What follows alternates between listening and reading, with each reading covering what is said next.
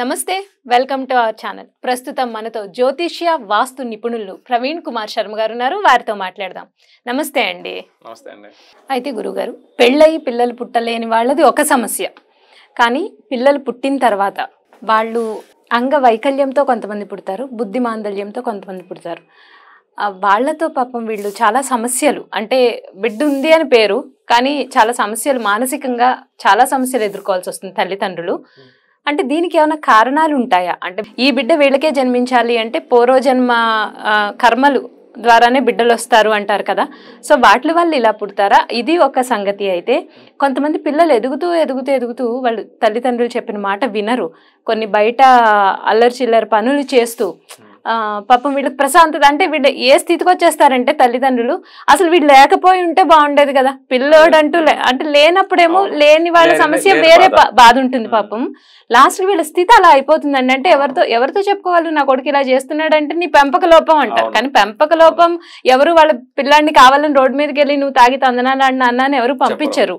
కానీ ఇది తల్లిదండ్రులు ఇది ఫేస్ చేస్తున్నప్పుడు వాళ్ళు అసలు ఎలా ఫీల్ అవుతారు? ఎందుకు ఇలా కారణం కొంతమందికి ఎందుకు ఇలా అవుతుంది? జై శ్రీరామ్.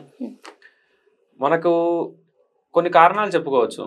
ఒకటి, ఒక మనిషి అనే కాదు, ఈ 82 లక్షల జీవరాశుల్లో ఏ పుట్టుక ఉన్నా కానీ దాని పరమార్థం ఏంటంటే పూర్వజన్మలో చేసుకున్న దాని గురించి అనుభవించడం కోసమే ఈ జన్మలో పుడతాడు. పూర్వజన్మ కృతం పాపం వ్యాధి రూపేణ బాధిత, అంటే పూర్వజన్మలో చేసుకున్న పాపం ద్వారానే ఈ జన్మలో వ్యాధుల రూపంలో అనుభవిస్తూ ఉంటాం. అది ఆ పాపం పోతుంది అంటే ఇక్కడ ఈ అనుభవిస్తున్నాం అంటే ఆ పాపం పోతుంది అయిపోతున్న తర్వాత అప్పుడు ఎప్పుడైతే ఆ చేసుకున్న పాపం నివృత్తి పోతుందో అప్పుడు మనం సుఖాలు అనిపించడం మొదలు పెడతాం అనమాట. అలానే ఇప్పుడు దీని గురించి ఒక చిన్న కథ చెప్పుకుందాం.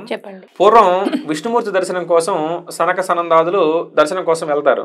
వెళ్తే ఇక్కడ జయ విజయులు ద్వారపాలకులు ఇద్దరు లోపలికి వెళ్ళడానికి అంగీకరించారు అనమాట. వీళ్ళిద్దరు కూడా ఆ ఋషుల్ని స్వామివారు ఏకాంతంగా ఉన్నారు, ఇప్పుడు ఆయన్ని దర్శించుకోవడానికి కుదరదు అని చెబుతారు.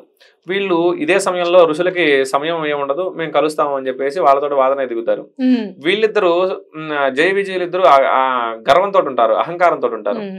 స్వామివారి దగ్గర మేము పనిచేస్తున్నాము, స్వామివారి దగ్గరే ఉంటున్నాము, ఆయన పాదాల దగ్గరే ఉంటున్నాము, మాకున్న అదృష్టం ఎవరికి లేదు, అట్లా మమ్మల్ని మాతో అంటారు అని చెప్పేసి వీళ్ళని వెళ్ళనివ్వరు అనమాట. ఈ ఋషులు ఏం చేస్తారు, వాళ్ళిద్దరిని శపించేస్తారు. మీరు ఏ అహంకారంతో అయితే, ఏ గర్వంతో అయితే మీరు విష్ణుమూర్తి దగ్గర ఉన్నానని చెప్పి అనుకుంటున్నారో మీరు విష్ణుమూర్తికి దూరం అయిపోతారు అని చెప్పి శపించేస్తారు. లోపలికి వెళ్ళిపోతారు. వెళ్ళిపోయి విష్ణుమూర్తిని దర్శనం చేసుకుంటారు. చేసుకున్న తర్వాత అప్పుడు విష్ణుమూర్తి దగ్గర ఈ జేవిజీలు ఇద్దరు మొరబెట్టుకుంటారు అనమాట. స్వామి ఇలా ఋషులు మమ్మల్ని శపించారు అని. ఋషి శాపానికి తిరుగులేదు, మనం చేసేది ఏం లేదు. కాకపోతే దాంతో కొంత ఉపశమనం కలిగించవచ్చు. దేవతల్ని వీళ్ళు ఋషులు కొన్ని వేల సంవత్సరాలు జపం తపస్సు చేస్తారు. ఆ తపస్సు ద్వారా అద్భుతమైన శక్తిని పొందుతారు దేవతల ద్వారా. అదే దేవతలను కూడా శపించగల శక్తి ఉంటుంది. భృగు మహర్షి ఉన్నాడు, బ్రహ్మకి శపించాడు నీకు భూలోకంలో పూజ ఉండవని. శివుడిని శపించాడు, నీకు మనుష్య రూపంలో లింగ రూపంలోనే పూజ ఉంటుంది, మనుష్య రూపంలో ఉండదని. విష్ణుమూర్తిని కాలుతుంది అన్నాడు. అది ఏంటి, ఆ పవర్ అంతా తపస్సు ద్వారా వస్తుంది. అలాగే వీళ్ళు శపించారు కాబట్టి ఇంకా దానికి ఏం చేయడానికి ఉండదు. మీకు ఒక వరాన్ని ఇస్తున్నాను. ఒకటి, 7 జన్మలు నన్ను స్మరిస్తూ 7 జన్మల వరకు నాకు దూరంగా ఉంటారా, లేదా 3 జన్మలు నాకు విరోధిగా ఉంటూ మీరు దూరంగా ఉంటారా అని అడుగుతాడు అనమాట. దీంట్లో విజయుడు వచ్చేసి, స్వామి మేము 7 జన్మలు అంటే 7 జన్మలు మీకు ఎడబాటుగా ఉండలేము, కాబట్టి 3 జన్మలు మీకు విరోధిగానైనా ఉంటాము అని చెప్పి చెబుతాడు అనమాట. చెప్తే సరే అని చెప్పి తదాస్తూ అంటాడు. ఇక వీళ్ళందరూ వెళ్ళిపోతారు. తర్వాత వీళ్ళ జన్మ వచ్చేసరికి దితి కశ్యపుడు అనేవాడు మహర్షి. ఈ దితి ఆయన భార్య అనమాట. ఈయన తపస్సు చేసుకుంటూ ఉంటాడు. అలాగనే సాయంకాలం సంధ్యావందనం చేస్తూ ఉంటాడు. సంధ్యావందనం చేసే సమయంలో దితి వస్తుంది. ఈమె ఆయనపై మోహం కలిగి కోరిక తీర్చమని అడుగుతుంది. ఇది సంధ్యా సమయం, ఇది సమయం కాదు అని చెప్తాడు. కానీ ఇక చేసేదేం లేక తను ఒప్పుకోదు. చేసేదేం లేక వీళ్ళిద్దరు కలుస్తారు. ఆ కలయిక వల్లనే హిరణ్యకశిపుడు హిరణ్యాక్షుడు పుడతాడు అనమాట. రాక్షసులు పుడతారు. అయితే ఈ రాక్షసులు పుట్టాలి, ఎక్కడ పుట్టాలి, ఏదో ఒక ప్రదేశంలో పుట్టాలి. ఈ ఋషికి పుట్టాల్సిన వాళ్ళు కాదు. కానీ సమయం ఎట్లాంటిది, అందుకే వివాహం అయిన తర్వాత గర్భాధాన ముహూర్తం పెడతారు. శోభనంకి కూడా ముహూర్తం ఉంటుంది. ఈ కాలంలో ఇవన్నీ చూసుకునేది అంటే ఆయన ముహూర్తాలు ఏంటి అవి ఇవి అంటూ ఉంటారు. మనకి ఈ కలయిక వల్లనే సకాలంలో ముహూర్తం సమయంలో కలిస్తే మంచి పుత్రులు పుడతారు, దేవతల లాంటి పిల్లలు పుడతారు.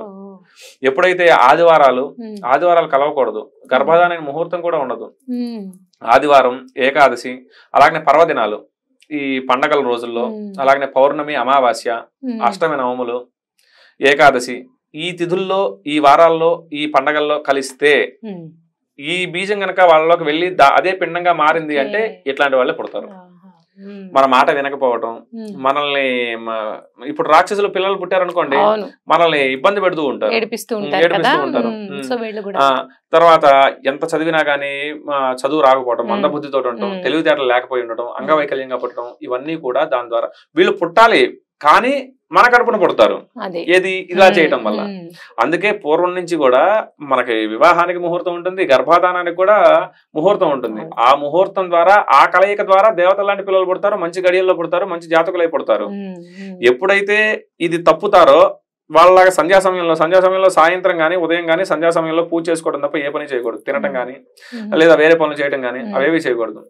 కాబట్టి ఆ సమయంలో ఆయన సంధ్యావందనం చేసుకునేటప్పుడు ఏమొచ్చి అలా అడగటం. అయితే రాక్షసులు అయితే పుట్టాలి, కాకపోతే వీళ్ళ కడుపులో పుట్టాలి. అది అలాగా ఈ కలయిక వల్ల ఏముంది పెళ్ళైపోయింది కదా అని చెప్పేసి చాలా మంది నెగ్లెక్ట్ చేస్తూ ఉంటారు. సరే మేము సుముహూర్తానికే కలిసాం అయినా అని కొంతమందికి సందేహం రావచ్చు. కానీ మీరు ఈ చెడు రోజుల్లో ఎప్పుడైతే మంచి రోజులు కానీ చెడు రోజులు కానీ ఈ రోజుల్లో కలిసినప్పుడు పిండం ఏర్పడిందో వాళ్ళు ఇలా పుడతారు.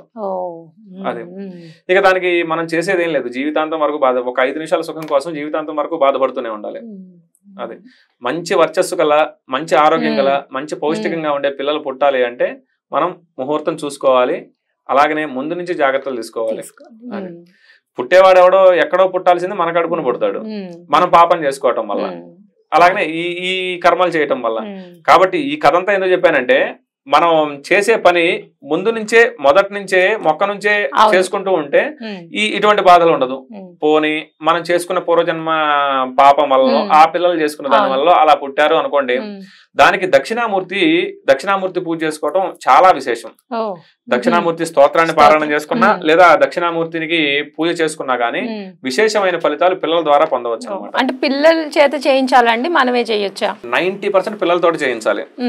పిల్లలకి కుదరకపోవడం ఉండదు.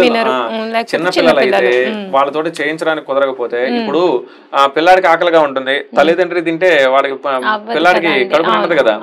వీలైనంత వరకు కూడా ఆ పిల్లాడితో ఆ పాపతో చేయించాలి. అదే మీరు చెప్పినట్టు వాళ్ళు తినకపోతే మనం భయపెట్టో బ్రతిమాలో ఎలా అయితే తినిపిస్తామో ఈ పూజ చేసే విధానంలో కూడా పుడతారు. అలాగే ఏం చేయాలి అనేది ఒక చక్కని పరిష్కారం చెప్పారండి. ధన్యవాదాలు గురుగారు. నమస్తే.